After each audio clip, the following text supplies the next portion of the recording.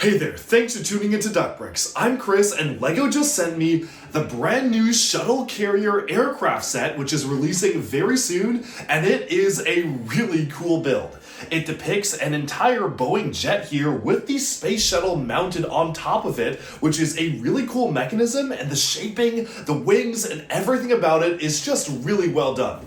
It's part of the LEGO Icons line, which means that there's a lot of historical references and Easter eggs factored into the way it was built. Little bits and pieces of the instructions call out the building techniques and how they correspond to the real life thing, so it makes for a really cool educational model as well.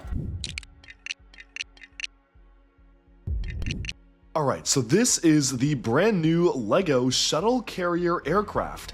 It features a Boeing 747 Shuttle Carrier Aircraft N905NA, as well as a NASA Space Shuttle Orbiter, specifically the Enterprise, which of course were launched together back in 1977.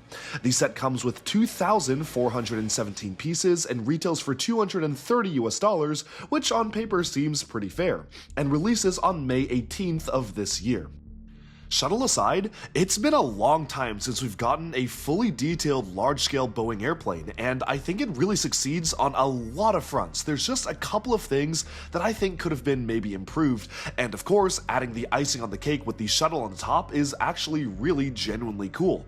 The last time LEGO had a full-on set dedicated to this concept was all the way back in 1995 with set 6544 Shuttle Transcon 2, and LEGO building techniques have come a long way since then.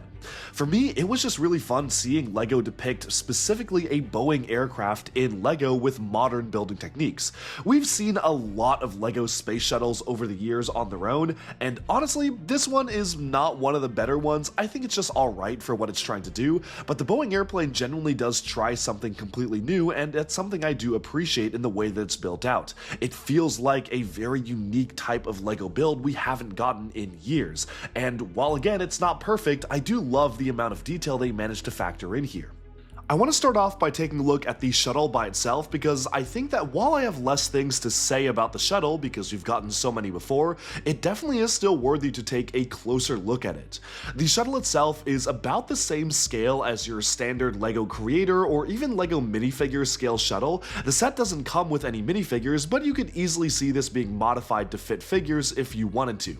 Now there's a couple of different configurations you can put it in. Of course, one version of it, which is the main one you can see on display, is utilizing this large fin at the back, which you can see when it's actually mounted on top of the Boeing plane, and then you can actually open up the inside, and instead of a satellite being introduced on the inside, you have storage space for the rest of the booster engines that actually are on the back of the shuttle itself, which is not really how it works in real life, but I think for a Legoification of an actual thing, it actually really works that the inside is very space optimized to have all these extra components. You've got the landing gear, you've got the 3 boosters, you've got some additional boosters on the sides, and they're packed in very, very well. In fact, there's not much room for anything else inside the shuttle other than these. And again, this is supposed to be a display item, not really a play item, but it is just something I wanted to point out, that basically the interior of the shuttle is just meant to allow you to store these away.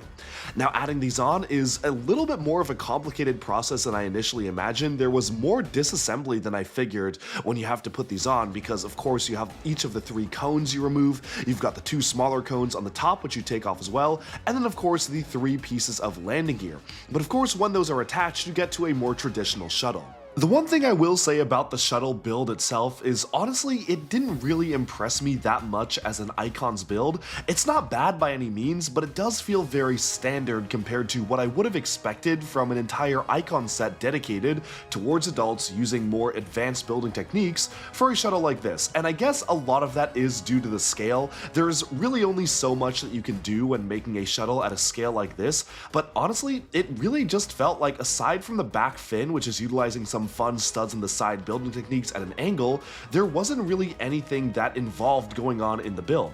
And I am not advocating for builds to be complicated for the sake of being complicated, but I definitely do feel like some of the detail in this set could have been improved if they just used slightly more advanced building techniques.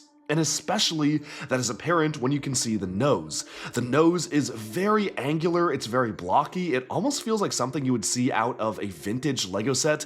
Definitely not something I'd expect to see today, and when you compare it to the actual thing, which has all of these unique curves to it, and the way that it actually flows from one curve to another, I feel like they could have done potentially a better job at crafting the front nose of the plane than they did right now. But I actually have a lot more thoughts on the front nose of the Boeing jet as opposed to the space shuttle, so I'm gonna just let that be for now. But again, it is nice to get some recolors of the slope elements that were introduced for Elsa's Ice Palace in black. That's always good to get, but other than that, there's just really not that much going on for the front of the ship, and the rest of the shuttle is very, very simple. Again, it is just using these standard shuttle opening and closing elements that we've come to expect from City Space stuff as well as the Creator stuff. They aren't even that tightly attached. When you open them up, they're a little bit loose. They can tend to get misaligned very easily. So using these pieces, which are very simplified, they're not even used to the way that they could have been fully optimized. I feel like just including a bar on the inside,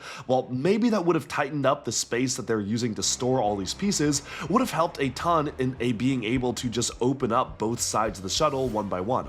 I'm not looking for anything crazy here, but this build did feel remarkably simple for what I've come to expect from an Icon set. In fact, the most interesting thing about the build is the back engine cover piece, which you put on when it's actually attached to the Boeing jet, and I think that's just really the most interesting thing because it is the most different compared to what we've gotten in previous space shuttle sets. The curvature of that is actually pretty good. It's utilizing the slightly newer LEGO Friends triangular flag element to close up all the angles in the back, also using some of the hinge connector pieces introduced last year to accomplish some of the curves there, and while it's not anything super crazy, I actually really appreciate the parts usage on those white flags being used to just cover all the gaps. But with that, I want to focus the rest of the review on the Boeing jet itself, because again, this is much more interesting in my opinion than the space shuttle, which we've gotten so many of over the years. And here's the thing, if you thought the space shuttle was simplistic, well, you're in for a treat with this, because this build is anything but. I was blown away by the angles accomplished in this build. The way the wings are angled upwards ever so slightly, but still remain fully rigid. The mechanism for the landing gear, utilizing some of the techniques introduced for the Concorde, you have one single gear controlling all different actionable items for the landing gear, and it's really impressive how they pulled it off. Because again, all of these are rotating on their own gears, they are rotating and require more rotations per item, but the way it works is they're all connected on a single drive axle, which is attached via Technic pins and not just with axles, so you can actually continue to twist the gear back and forth to allow the entire set of landing gear to open and close. It's a very, very clean mechanism, but it's surprisingly complex when it's built, and I was really impressed by that functionality. With the landing gear deployed, you can see what this looks like without the stand, and I will say the entire build outside of maybe the nose, and I will come back to that later, is very, very well shaped. I was really happily surprised by the usage of the brand new LEGO Disney dress elements, which they use on the inner core of this build to allow you to attach things at very, very precise angles to accomplish the rounded curvature of the plane. It's a newer piece introduced just a couple of months ago, but one that works really well in this set's favor, and it's really cool to see a piece like that being used to great effect when crafting the shaping of the build, which otherwise might not have looked as clean as this. The one thing I will say is the nose just does not look right to me, and trust me, I would know how hard it is to build a convincing airplane nose out of LEGO. To be fair, they probably had a bit more than 24 hours to build this one, but I digress. Still, I feel like the nose is the weakest part of the model. It just doesn't look quite right. Much like the airplane and shuttle nose, it just looks very, very blocky, and again, I can't help but wonder if there was a different way to pull it off. I've seen a ton of mocks pulling off aircraft at this scale with the perfect curvature of a nose, but of course those are utilizing a lot of illegal building techniques, so of course you have to work with legal LEGO building techniques in the system, but this just doesn't feel quite right. And it is unfortunate that a lot of the budget for the set presumably went into actually printing both of the cone as well as the underside of the boat stud, the dark blue, to allow the stripe to go through it. It just doesn't look quite right to me, to be honest. But moving away from the nose to something that does look very right to me are the way the wings are done. When I was putting this together, I had no idea the wings would actually be mounted at very slight upward angles, just like on the real aircraft, and the building technique to accomplish that is incredibly advanced and really well done. It's a combination of a number of studs on the side interfacing with clips, interfacing with standard plates, and it's just very, very well done.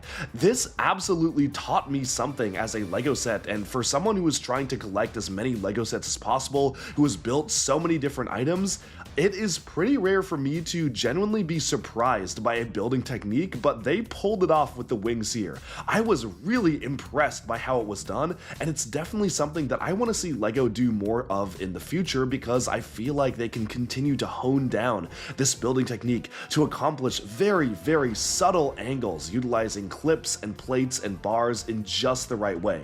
And of course, yes, it passes the swoosh test. Flying this around my room was so much fun. It was super cool to be able to swoosh it around. It is actually very stable. You can just grab it around the nose of the model and it just completely works totally fine. What I will say is, unfortunately, it also passes the smash test, which I unfortunately found out when I tried to take a photo of myself holding it for the thumbnail and realized I was basically trying to balance it on one hand and just absolutely let go of it. But thankfully, it was pretty quick to rebuild. All in all, that about sums up my thoughts on this particular item. It's a really interesting build because I definitely feel like it's not perfect. The Shuttle Carrier Aircraft retailing for $230, coming with over 2,400 pieces, does seem good on paper, and I actually do think the value generally is there for the volume of stuff you're getting, but for an icon set, I personally would have really loved for just some minor things about the build to have been cleaned up a little bit. The space shuttle really could have benefited from just being a little bit more sleek, more advanced, not just a slightly upgraded or slightly better version than something we'd see in City or Creator, and the plane is so good outside of the nose, which really does throw me off. And maybe that's just me, and again, I'm one to talk because I do not know how to make a good plane nose. As you can see on LEGO Masters, I did not know what I was doing when trying to make that plane nose. I'm not saying I know how to do it, I'm just saying I feel like in a few more iterations, somebody at LEGO could have locked in and figured out a better way to make the nose, because it's just something I feel just doesn't look quite right to me. Otherwise though, I am very happy with this build. The price is hard to complain about for what you get, and overall, I definitely am happy LEGO put this together. It's certainly a very unique LEGO icon set, unlike really anything we've seen in large-scale form, at least in years, and I definitely am really curious to hear what other people think of this build. Do you think it's worth $230 for both planes? Do you think the nose is as big of an issue as I think, or am I overreacting here? I'm really curious to hear what folks think in the comments. Once again, thank you so much for watching, and be sure to stay tuned for even more LEGO news, reviews, discussion, and analyses coming your way very soon. Bye for now.